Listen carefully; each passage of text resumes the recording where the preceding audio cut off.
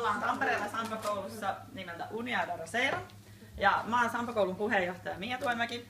Ja täällä on meillä karnevaalivalmistelut käynnissä. Helsinki Sampa-karnevaali on lauantaina 6.6., jossa suomalaiset Sampa-koulut kilpailee sitten Suomen mestaruudesta. Ja meillä oli hallituksen kokous tuossa vähän aika sitten. Ja sitten semmoisesta pienestä vitsistä oikeastaan tää lähti, mutta mä sanoin sitten muille, että odottakaa vaan, että jotain tästä vielä tulee.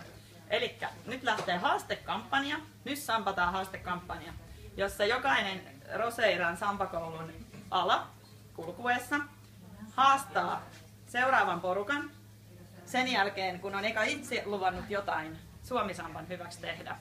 Ja no hallituksessa me tietysti edistetään muutenkin sampakulttuuria, mutta nyt erityisesti tämä haastekampanja on meidän agendalla ja sitten lähdetään ravintolapäivään ensi toukokuussa ja sinne luvataan tehdä brasilialaisia herkkuja paljon myyntiin. Ja nyt tämä haaste lähtee sitten meidän etujoukolle eli Comissão de Friendsille. Nyt sampataan!